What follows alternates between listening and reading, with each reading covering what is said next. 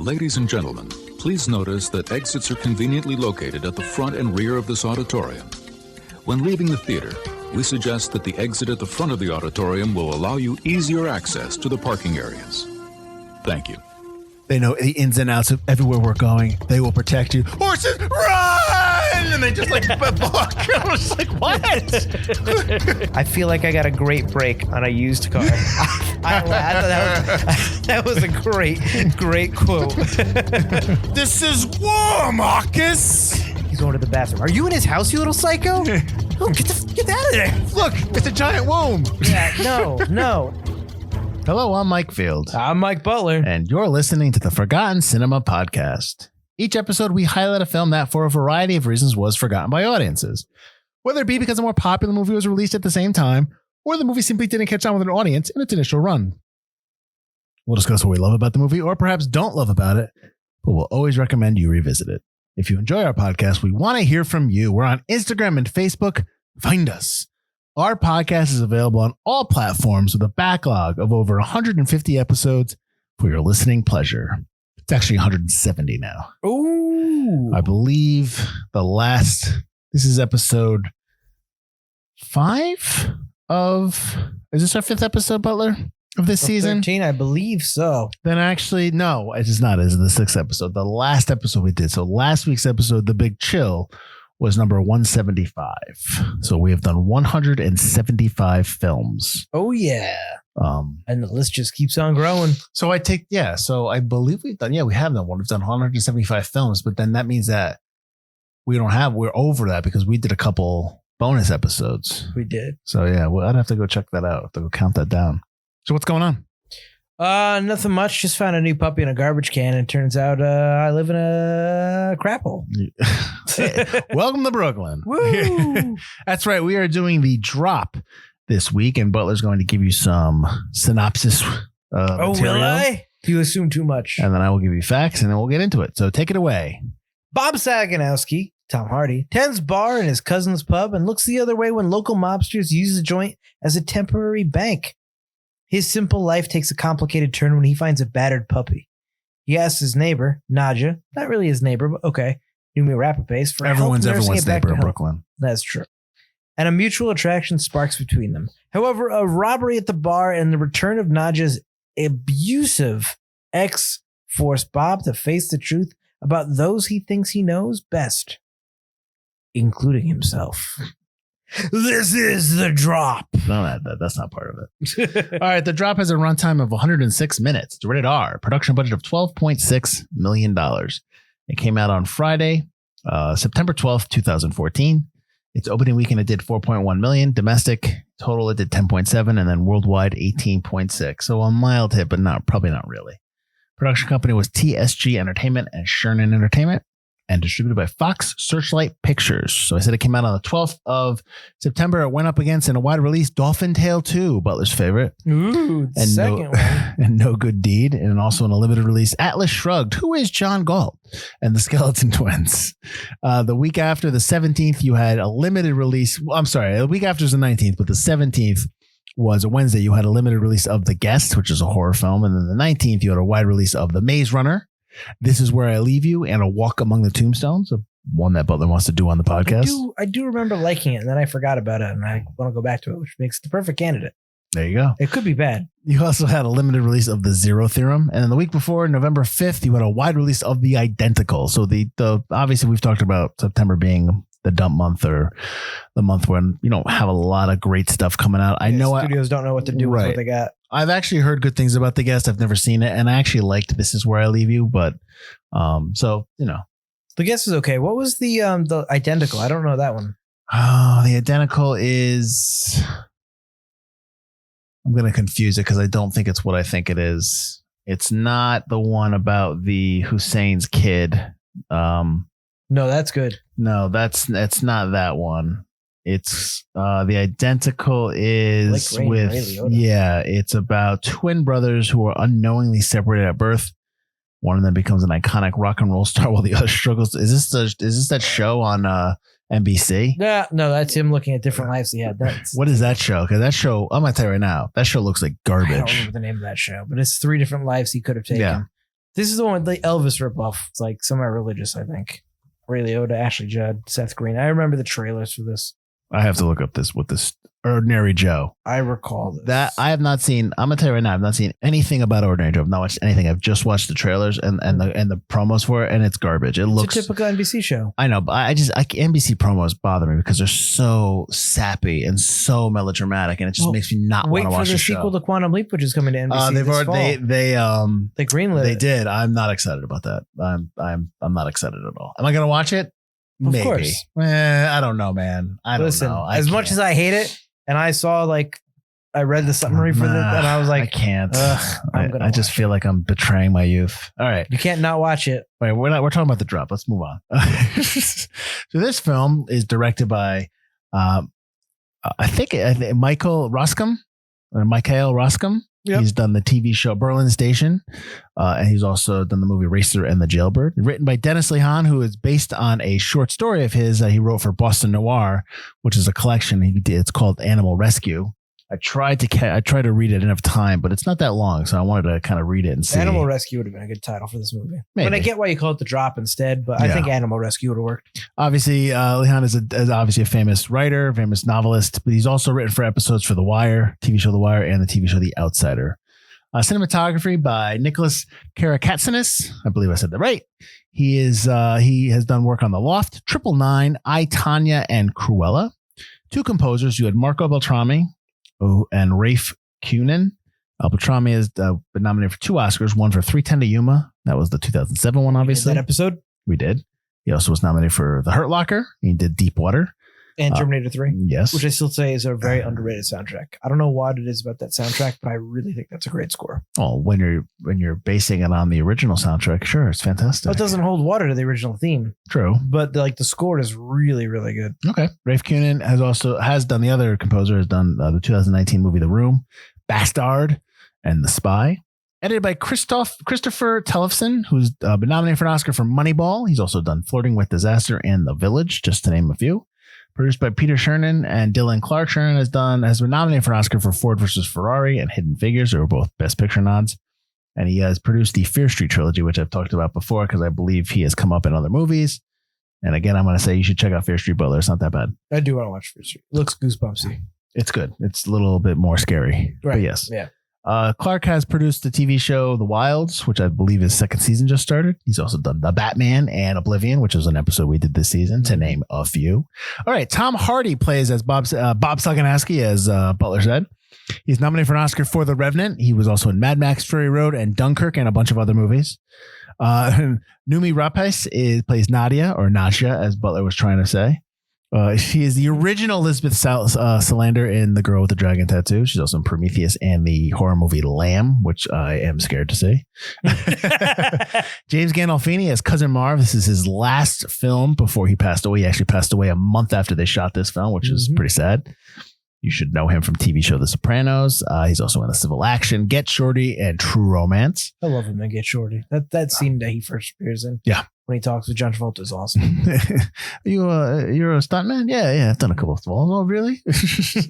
Matthias Schoenaerts plays Eric Deeds. He's in The Danish Girl, Red Sparrow, and The Mustang. John Ortiz plays Detective Torres. He's from Carlito's Way, the Miami Vice movie that we covered, Butler, and Fast and Furious, which I do not know which one that is. Michael Aronoff is Chovka. Excuse me. He's in the TV show The First Lady, which is out right now, and the TV show The Americans. And then Morgan Spector is Andre. These are the two Chechen mobsters. Yeah. He's in the TV show The Gilded Age and the TV show The Mist. So not a big cast. There's probably faces here and there that you probably would notice, but not enough to get into the cast list here, I guess. Did you see this before? No, I remember being in the theater for like a week. It came and went real quick. I saw this in the theater, and I actually liked it. And I still have some affinity for it. I have some questions, but I like it. What did you think of this movie? It's okay. It all leads into its ending. I would really like to read the short story. I think it would have done better as a short film. I think it drags a little bit, but I think it's good. I think, like you said, I got some questions about it as well.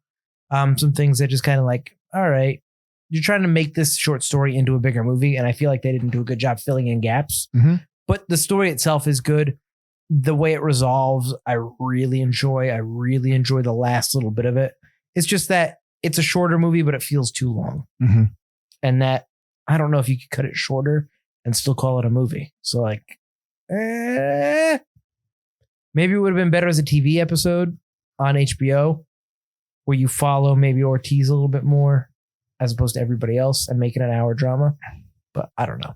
Well, Ortiz has that line at the end of the film, which I kind of like, or excuse me, Torres, Detective Torres. I did quote it because it was, you know, one of the lines I really enjoyed this film was, "No one ever sees you coming, do they, Bob?" And it's a great line. But my question is, I don't understand how Detective Ortiz thinks that could suspect Bob of being involved. You never know because you don't know anything that's in that file. It's like a MacGuffin. Right. It's just like, read this file. Oh my God. What does that tell you? That he committed the murder, which is a big spoiler. Like he just says, yeah, which is a big reveal at the end because Deeds is the one who always says that, oh, I killed Waylon. Waylon. Yeah. I'm trying to remember what was his nickname? Party Boy or no? Oh, something like that. What was his nickname? It had to do with basketball. I remember it was Richie Waylon was regardless. Yeah. Richie Waylon, like he claimed that he killed him, but obviously you find out at the end who really killed him. Yeah. And they don't really, there's not a lot of hinting at that. Yeah, they do cut. So the idea is that, you know, you kind of get the idea that the Deeds character who played by Schoenartz is dangerous. You're supposed to, you know, he's dangerous. He's a dangerous trouble. Yeah. And so you don't, and I think the idea is that you don't know what Bob's going to do, And the whole idea that you think he's dangerous is because Deeds says that he came out and killed Waylon. He was the one who killed him, but you find out he wasn't. It was actually Bob, and Bob reveals that at the end. And which is, I actually like how the ending plays out. No, so do I. I think the ending's fantastic. Right. But they only have that, you only get like hints of it where like Bob won't take communion at church because he's obviously committed a crime. Because he's obviously somebody he's got demons and death, but you just think that something's, you know, whatever it is, you don't know yet. You could assume that it's because he takes money from the mob. You don't exactly know what he's refusing his penance for, right? Right. You get a shot of the oil tank one time, then you get a shot of it with Bob next to the oil tank petting the dog, and then when Bob reveals what happened to Richie, it just shows the oil tank. So there's somebody in there now. Right. You know that somebody's in there basically becoming oil, dissolving and all that. I'm wondering with a different type of director, because I'm just imagining like you would see constant shots of the oil tank. You know what I mean? That would be obnoxious. But that's what I'm saying. That's what almost is the expectation because whoever's inside the oil tank is critical to understanding why the ending is the ending. I don't like that. Well, yeah, I get that, but I like the way this is handled where obviously through the oil tank a couple times for anybody who is rewatching in a second time to go, ooh, but I don't need a Sixth Sense thing where I'm getting hints the whole time. I like that it just comes out of nowhere like, oh man, what? I think that's great because I think that's the big payoff in the movie. I think the first time in the movie for me where I'm trying to remember me watching it the first time and you never really get the sense that you don't know what Bob's going to do. You don't know what Bob's going to do. You don't know how he's going to overcome this problem that Eric Deeds is presenting. Right. You know that Bob has into or knows that Cousin Marv is up to something. Cousin Marv was responsible for the original robbery and was going to be responsible for the second robbery because Cousin Marv's plan was that he has these two dudes rob the place when it's just a regular night. Then he figures that the safest bar that's going to be the drop bar. Because the whole idea of the drop bar is there's one bar in that's picked at random that you don't know that's going to be the drop for all the money that's coming into the mob, and then the mob's going to pick it up at the end at late night. So you never know when that bar is the drop bar, but so they become the drop bar because Cousin Marv is like, well, what bar is the safest after it's been robbed once? It's that bar. Robbed, right. So that's why he figures that the Super Bowl Sunday they're going to be the drop bar, and then he's going to take it for all he's got, and then he's going to move on. But his plane gets screwed up and whatnot. But Bob is clued into that. He knows that that's what's happening. Right. Bob's a lot smarter than he ever lets. Right. And then Cousin Marv has these two guys that end up getting caught and he ends up, he kills one of them too because he wants to shut their mouth. And Cousin Marv gets Eric Deeds to do it with him. He's like, listen, I need you to do this. And when he calls Deeds on the phone and Deeds tells him, I'm here, I'm just waiting. He's like, what are you doing then? And Cousin Marv tells him. Oh, I like that line. Yeah. He's like, you don't know don't mess with Bob. You don't know what he's capable of. As soon as Cousin Marv says that, that was the first time in the movie I'm like, okay, wait a minute. Yep. Yeah. So I thought that was good too. I liked that. I know what you think he is, but he's not. Right. Because he knows the truth. And it's funny because the whole movie, Cousin Marv is, like he's in charge. Like he can bosses them around, but only to a point. Right. But only to a point because he never pushes. Yes. Yeah. He's always like a big brother or like kind of like uncle to him, but never like to the point where he's going to like really abuse that power. Right. But you also kind of get the idea too, like that there's more than Bob lets on when he tells Noomi Rapace's character, when he tells Nadja, he's like, we ran an outfit when I was younger. And it's like, we did some stuff. Yeah. We stopped because Cousin Marv bit off like something like he said he was going to do something. He backed down. Time, right? Because I thought he did time and then they kind of backed off on it. I thought he did time at one point. I thought it was that they're puffing out their chest because they were like, they came in, they were puffing out their chest. And they really weren't. They got beat down by the mob. They got beat down and Cousin Marv had to just acquiesce and it was just kind of like, okay. He tried it and they kind of failed. Yeah. Because that's what I thought. But at the beginning of the movie, I thought he said Marv did time for a little bit. Maybe. I didn't catch it, but I wouldn't be surprised. What did you think of, because there's moments in this movie where there's little hints of other storylines and they don't ever really go down there. I mean, like, for instance, Cousin Marv and his sister, the whole, like them living together, that whole process. See, this is like it's padding it out to be too long. Mm-hmm. Well, I didn't mind it. I didn't need it. Marv is Marv. You can't. The way Marv acts around Bob is all I need. If he's nice to Bob, he's nice to Bob. I don't care how he is with his sister or that he's got whoever it is who's it's their father. Well, you have to get an idea of why he's doing this. He needs the money. He wants to get out of there. He's got a shit home. Yeah, he wants to leave, or you initially think that he wants to take care of his father, but it's not because he wants to get out of town and get out of town. But he doesn't want to kill his father, right? Because he still thinks his father is alive somewhere in his brain, and his sister's like, "Well, fine, I'll just die here then too." Yeah. And then the whole thing with Detective Torres tracking them down, his whole thing, like that was kind of his thing's okay because you kind of need that mixed in with Bob. That's what I'm saying. If you did it as an hour-long episode of a show, like if Law and Order was on HBO, you could do this story and focus more on Torres and Bob kind of split. Okay. But I don't think this is appropriate for NBC or CBS to do it correctly. But I like the Torres angle, but it all just seems like padding out Bob's story. Right. And the other couple of things I wanted to bring up was the guys that go to the bar when Torres, which is part of the Torres story, when he goes and interviews that guy. That's got one of my best lines in the movie. Cousin Marv's place. That's my bar. Don't fuck with my bar. Don't fuck with my bar. Yeah, I like that. They kind of, he's like, you got me out here looking like a snitch in front of my boys out here. It's like, well, we never see the boys. So it's like, there's a little aspect there. Yep. Nadja's backstory of the potato peeler and how she was in a bad place with Sean Arts. You don't really, not Sean Arts, well, Eric Deeds. It's just kind of like introduced and then we don't ever follow it. Yes. So there's a lot of little stuff like that. And I understand what you're saying, that it's not their story. It's Bob's story. It's Bob dealing with navigating this kind of path that Cousin Marv is creating for him and trying to find his way out of that. But we haven't even talked about the dog. And the whole movie's based on a screenplay based on the short story Animal Rescue. How do you think the dog fits into this? The dog is Bob's redemption. The dog is a child for Bob to take care of. The dog is Bob caring about something. He's in a terror. Like, he kills Richie Whalen. He feels real bad about it, but he did it. It was what they did back then. Right. He doesn't want to do it again. And well, he did it because Cousin Marv kind of was like, we got to do this. Let's do it. Yeah. And he's good at it.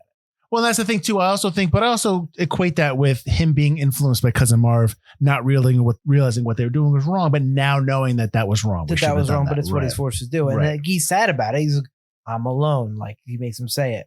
But Rocco gives him a chance, like, to care about somebody, take care of somebody. Someone else who's been dumped on the mean streets of Brooklyn. Someone else who's been beaten up and just left for dead. And he can take care of this dog and raise it back up and, care for something. Whereas, Marv's crafted Bob kind of, like, to a point, like you said, but like the puppy represents Bob's redemption.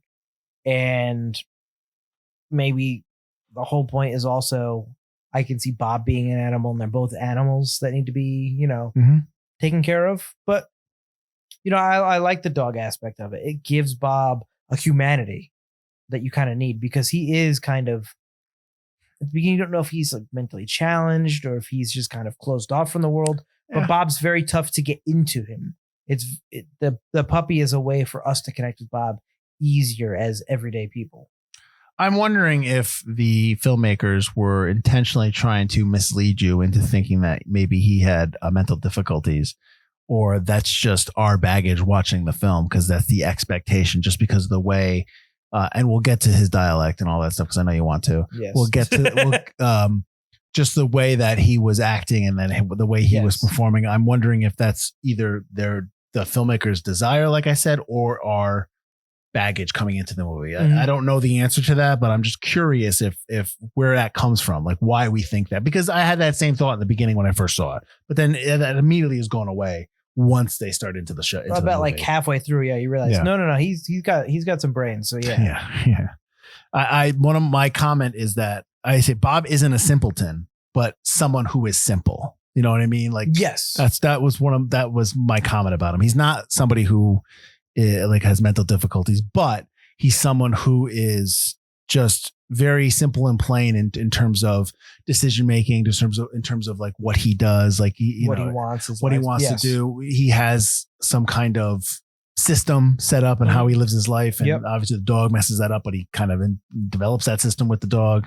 The whole idea, like when they get the arm back from the guy that one of the guys that robbed him, and he's like just wrapping it up, and cousin Marv's like, just wrapping up like it's a piece of meat, like you have, like, and it's just kind of like, but matter that's of when fact, you get your first hint, right? That doesn't bother him. Yeah, you're doing it like you've done it before, and then he looks at Bob like, oh shit, yeah, oh wait, you have, and it's just none of that bothers him. Maybe he doesn't want to do it, but he can handle it if he needs to. Right. It's not that it doesn't bother him. It's that right. Well, he can do it. I'm saying it doesn't, like, he's not squeamish. Not that it doesn't he's affect his soul. But I think it does bother him for sure. I mean, you even have that at the end when Nadia tells him that, these are your people. And he's like, no, these are not my people. One of these people. These are not me. But he is, because at the end of the movie, that's what's sad is like he's saying all this stuff. And like when you finally see Bob for who he really is, it's like, Bob, you are one of these people. And he's given the bar. He's given a salary now. Yep. And because that's what the guy tells, what Trovka tells him. It's like, I'm going to pay you a salary. It's your bar, but honestly, he's probably going to be Trovka's best guy, because he's going to just keep everything's going to flow as usual. It's going to be like he is. And no one's going to mess with him. Works. Yep. Right. Because I'm going to tell you right now, the word's going to go out that you go to Bob's bar, he's going to take care of you. Well, that's the thing, is like cousin Marv didn't know anything. It's like, granted, if I owned a mob run bar, I'd be try to get out of it. But if I was in there, I'm not going to not remember things. I'm going to try to treat that guy well, because you don't want to get killed. Marv doesn't remember, like, Bob remembers that he didn't like that specific drink. You might like this instead. I remember you didn't like that last time. Oh, Andre likes Stella. Go get him Stella, Marv. Like, Bob remembers all this. He knows how to play the game. Yeah, well, cousin Marv is jaded and bitter. He hates that he's in this life. I think that's a part of that, where that comes. He just doesn't care. I get that. But like at some point, it's like, you're not getting ahead, but you're also going to fall behind. So you got to play the game. You either play the game or you're dead. So it's either or. And Bob really knows how to play the game. A couple of things I wanted to talk about. 2 shots in the movie that I wanted to get your... Ooh, I hope one of them is one of the shots I have written down. Well, why don't you go ahead then? Tell me. After you. Okay. Honestly. The shot in the shot when after everything happens at the bar, the night before, the next day shot when Bob is in the bar and you see the door open and it's completely out of focus, and then the person from the bar walks in and it's Detective Torres. Oh, well, what's up? I don't like that shot. Well, hang on. Yeah, I think why it's out of focus is for this reason, because I'm pretty sure they have Nadia's breathing in the shot. I think you're supposed to think that's Nadia coming through. And I want to say that there might be, they might have done it with her, because I think the color of his shirt changes as he walks forward. So I think that shot is purposely out of focus, because you're hoping that it might be Nadia coming through the door. And that's why. Right. Okay. Torres. Yes. Okay. That makes me not like that shot a little bit. Okay. I thought it was way too out of focus for way too long. Okay. It's like at that point. Well, that was what struck me too. like, why is this so out of focus? And then I'm like, that's got to be a reason. There has to, and that's what I came up with. And that because I could have swore I heard her breathing. Okay. And stuff like that. That makes a little bit more sense. Which also goes into my second shot that I like, which was the last shot of the movie, which is the ending shot. That's a good shot. Because that shot they play. So that shot is Bob goes and says, listen, you can say no. He's walking the dog and he sees Nadja sitting down. He's like, you can say no. You told me to stay away, but I'm going, but if you want to, I just wanted to check. Stay away. You never said stay away. Right. Okay. Right. No.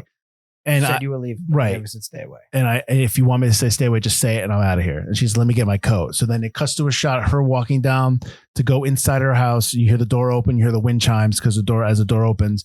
Then it cuts to Bob sitting there waiting, and you just sit there waiting and waiting and waiting. And it's just a shot of him staring, and you hear the wind chimes, you hear the door, and you hear footsteps. And then for the first time in the entire movie, you see Bob crack a small smile. It's coming. Right. Because he never smiles in the film. He's never kind of happy or content. Yeah. But at the end of the film, you kind of see it's coming. And I like that shot. I'm curious what you thought about that shot. And also the note that Tom Hardy pushed for an ambiguous ending like that. I saw that. Yeah. I like that. It's very Sopranos though. Oh, that with the shot? Cut to black. For like the glass shot. But I like that. And I noticed the smile too. I like that kind of happy ending for this person who's not really a good guy, but he's not a bad guy. He's an anti-hero. Yeah. He killed a piece of dirt, trash person who should have stayed locked away. Well, you can make that dog. Right. He did kill a good guy. He did kill Richie Whalen, did not deserve to die. But Bob knows that. And Bob was kind of in over his head at the time. So like Bob deserves a semi-happy ending, I think. After watching this movie for an hour and 45 minutes, he deserves a happy ending. So I do kind of like that. It's a little bit of peace for Bob. Mm-hmm. Maybe not a happy ending, but a peace for Bob, which I liked. Okay. What was your shot that you liked? I like the mirror shot in the bar where you see one guy go toward James Gandolfini as cousin Marv. Mm-hmm. And you don't know if he's going to like attack him, rob him, but it's a mirror shot. So he's really on the opposite side of the bar. Mm-hmm. And Marv gets his stuff and the guy walks out of frame because he walks off the mirror. And you realize, oh, this is a mirror shot. So it's a split shot. Mm-hmm. And you think it's one complete set, but it's actually a mirror and the regular. This was in the beginning? Toward the beginning, yeah. Okay. I thought that was a really good shot. It's right after the guys talk about robbing the bar. So you think that's when it's about to happen. Mm-hmm. And it never does. Did you like how Cousin Marv dies? I did. I like that. I like that acceptance. Like when he just closes his eyes. He just closes his eyes. His head is, he sees the guy walking behind him. He knows because he's made. Yeah. It's like they all know. He knows. Well, it was so sloppy. He wasn't doing anything that he wouldn't call attention to himself. Marv is bad at his underground job for sure. His underground job. But that's why they stopped doing it. That's why they didn't do the racket anymore. It's like Marv's not good at it. And even Bob's like, dude, like the stool. That stool used to be my name. Don't you forget why Millie's in there. I know why you put Millie in that stool. That was my stool. It's like it didn't matter. Yeah. None of it mattered. Mm-hmm. Like Marv thinks he's way bigger than he ever actually was. Mm-hmm. All right, so let's talk about the dialects. Oh my god! All right. Now my note here, I'm gonna read this note to you, and you can tell me if you agree or not agree. Okay. So dialect coach Jerome Butler was hired to create cohesive accents for the characters. Hardy was asked to play a straight Brooklyn accent. Rapace was all right. They were okay with her having a small hint of being from somewhere else. Cause obviously, like she moved to Brooklyn when she was like a teenager. It was Nadja, so right. So that was okay. And then Schoenartz, I guess, loves doing the Brooklyn accent all the time. So he's really good at dialects, So he was all good with it, and there was no problem. And I guess they're saying he was a natural at it. I know you don't like Hardy's accent. Why? Because he sounds like Eddie Brock, and Eddie Brock sounds like a piece of crap Brooklyn accent. It sounds like he's trying to be Christopher Walken and Al Pacino mixed up with, I don't know, some cartoon character. The Eddie Brock accent's not good. I love Tom Hardy. He's a magnificent actor. This accent is garbage. It is garbage. It's a bad accent. And he does it every time he tries to play a New York guy. It's just not good. It's not good. And I did not like Noomi Rapace's accent either until I actually have a note that said, who is she trying to be? And then toward the end of my notes, before I read the actual notes about that same note about her maybe moving around, I was like, her name's Nadja. Maybe she did move around. Maybe she is Russian. And I was like, all right, kind of works a little bit.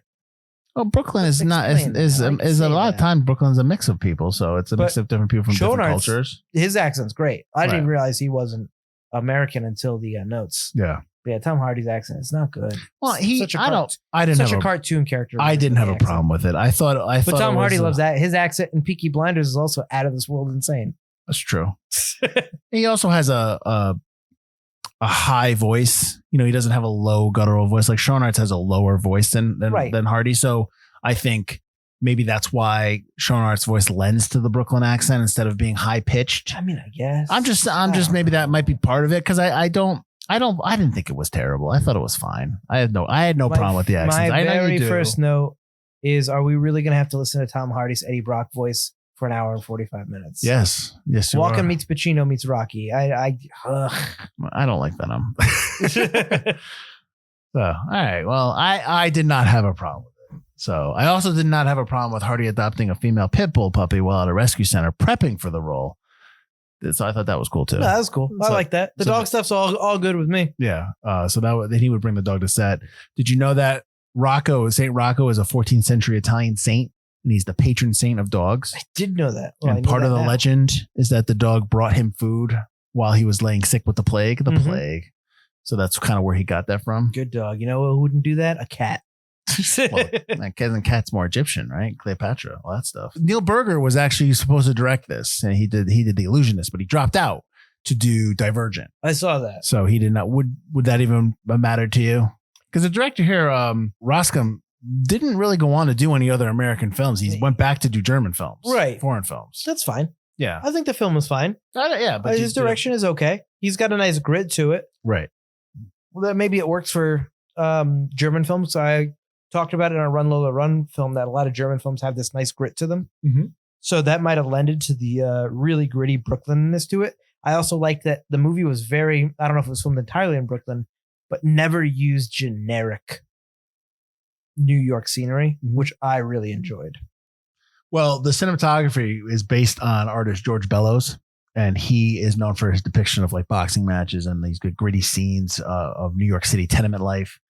He's done cityscapes, seascapes, war scenes, stuff like that. So I think the grit that Fellows puts in his paintings is Right. what they used as for an influence Basis, for the film. yeah. Yeah, I mean, it's shot in Brooklyn, so and it looks like Brooklyn, Right. but there's not really a lot of locations, you know. So it's really Right. not a lot of. It's not a touristy Brooklyn. You know exactly. yeah. I didn't need to cut to the Brooklyn Bridge, cut to this park or Right. that park or any kind of buildings with a skyline. It just I goes like from that. there are two apartments, Nadia and Bob's apartments, the bar, Marv's the streets, the park, and the pier. yeah, and then maybe one restaurant scene here and there. It's like that's it. So it's not really a scene that it's not really just we're in Brooklyn. It's just Right. it's Brooklyn in terms of like if you know Brooklyn, I A guess, very kinda. personal yeah, kind of version. right. Yeah. Which I was completely fine with. I Yeah. didn't have a problem with that. The whole movie, I was like, if they kill this dog, I'm stopping the watch. I'm not watching this movie anymore. I actually had that to look wasn't it up good. at the quarter of the way when the guy came, when Eddie comes through and goes, "It's a nice dog." Oh, I right. went, I'm going on IMDb. Well, when right now. Deeds, this yeah, episode's yeah. about to end real quick. If I look it up and the dog dies, I had to look it up. Like, does the dog die and find out? Speaking of the dog, do I really believe that Deeds chipped the dog? No, I don't believe any. I think that's fake because he Mhm. never really gives it to Bob to really look at. Just shows him the paper. He just goes, "Look, I got this paper," and then puts it back in his pocket. None of it's real. I don't Right. believe that any of it's real. I mean, maybe I do believe that was Deed's dog for sure. Yeah. I don't believe the dog was chipped. Deeds is just a psycho. I think he's just. I don't know if he's psycho, but he's a mess. He's a screw up. Oh, no, I think he's got something wrong with him. Because he goes, I did regret it afterward, like after he beat the dog by the trash.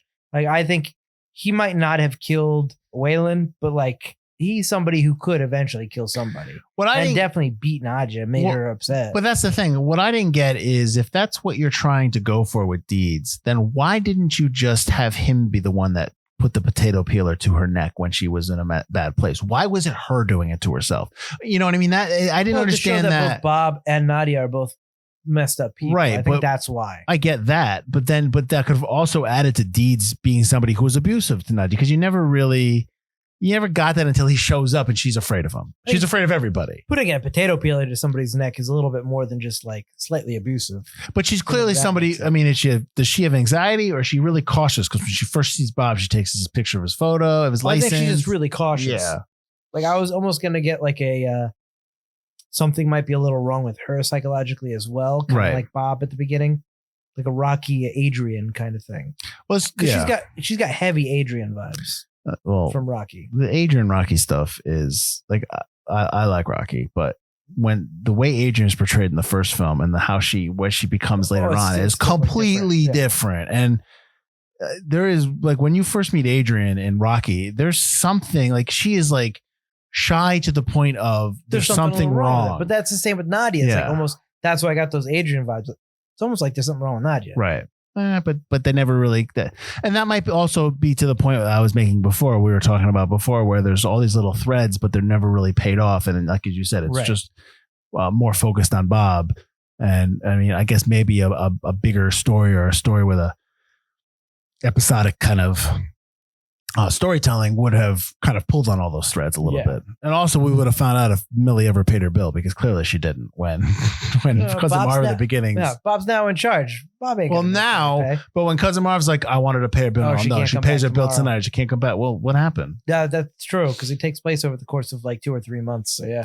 Yeah, exactly. But you never see her again though. We start December 27th and we end Super Bowl Sunday. So that's got to be middle of March latest. Well, if it's 2014, it's the first week in February. It's the first week in February. So yeah. Super Bowl Sunday is the first week in February. Yeah. Now it's like the second week in February. So yeah. That was last year. So yes, 8 years removed. Oh man, we're old. So you weren't a huge fan. I mean, you said you liked it, but you didn't like it. Would you recommend this to people? Yeah. Why? I like the story of Bob. I like the character of Bob as much as I don't like Tom Hardy's accent. Ooh. I think he plays the character really well, and I think the payoff at the end is amazing. Mm-hmm. And I think Bob showing who he truly is after he kills Eddie. He's like, that son of a bitch, he does this and that.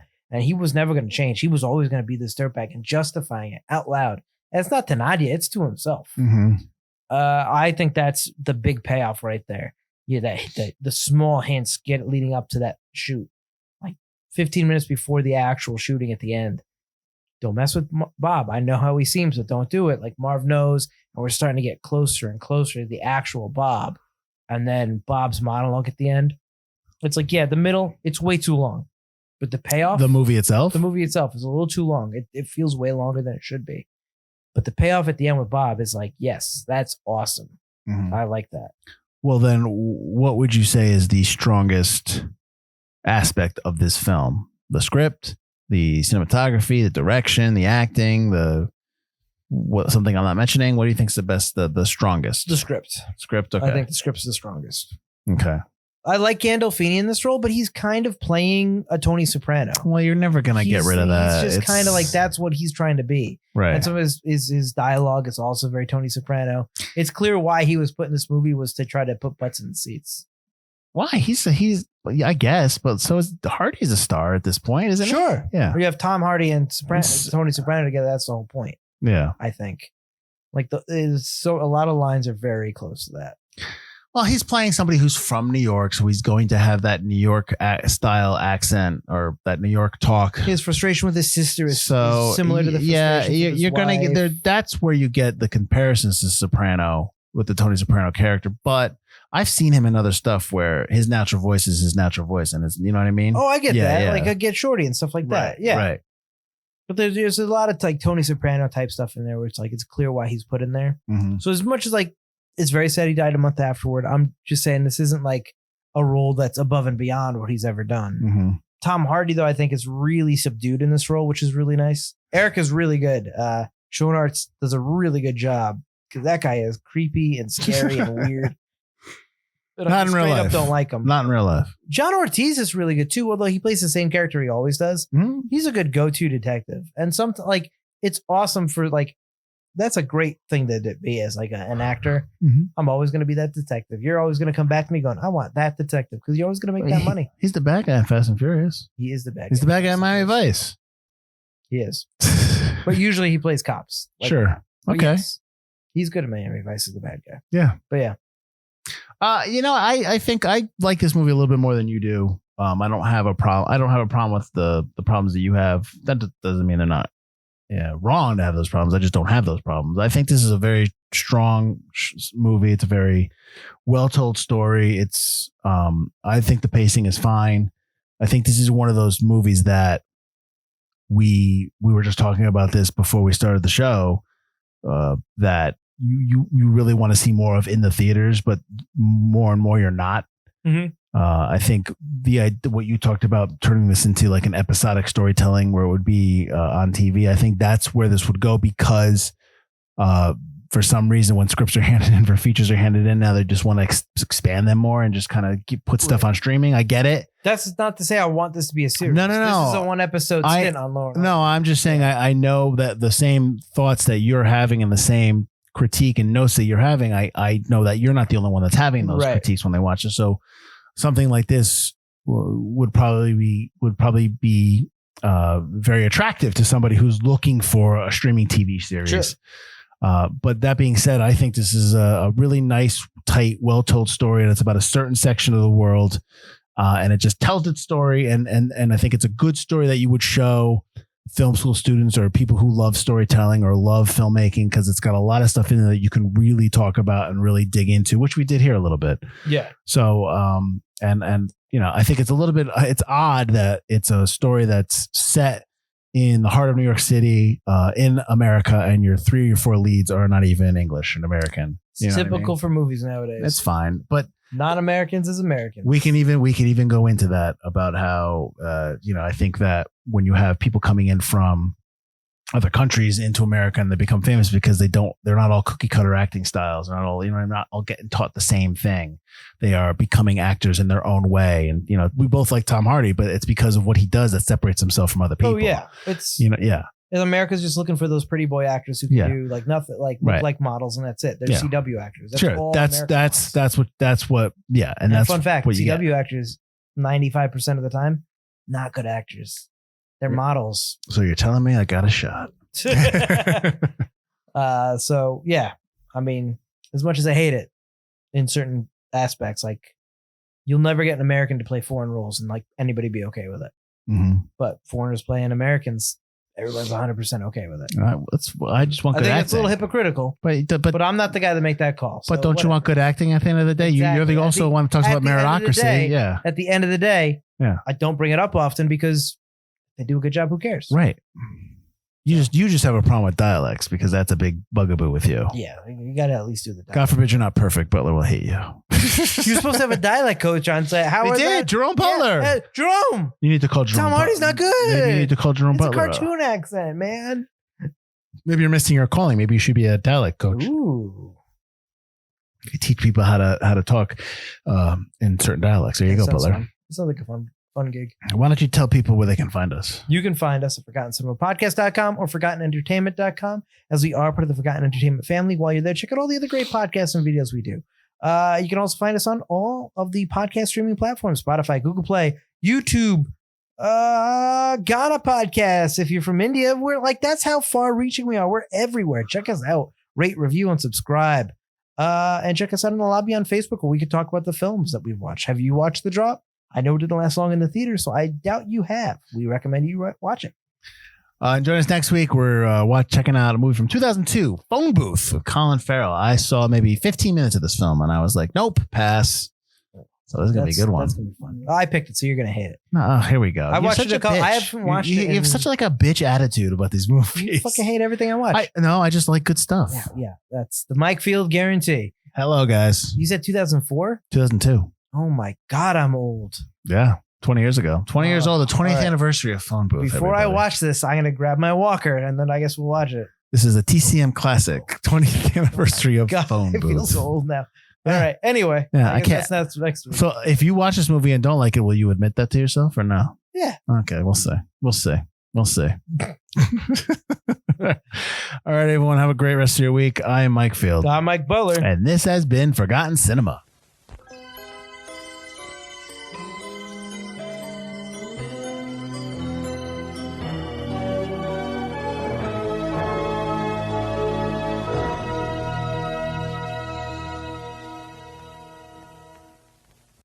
Hello there. General McMillan. I was expecting a podcaster of your abilities to be a little older. Anders, you're shorter than I expected. No need to be so uncivilized. I'm Anders, that's Colleen. Join us along with our co-hosts Daniel and Flo for yet another Star Wars podcast, because the internet can never have enough nerds talking about Star Wars. This season, we're headed, hopefully briefly, back again to the edges of Tatooine's Dune Sea to explore the new series Obi-Wan Kenobi. We'll search our feelings for what we know is true, that changing your first name from Obi-Wan to Ben is the most effective cover story in the history of the galaxy. Yet another Star Wars podcast is available wherever you get your podcasts and is proudly part of the Forgotten Entertainment family.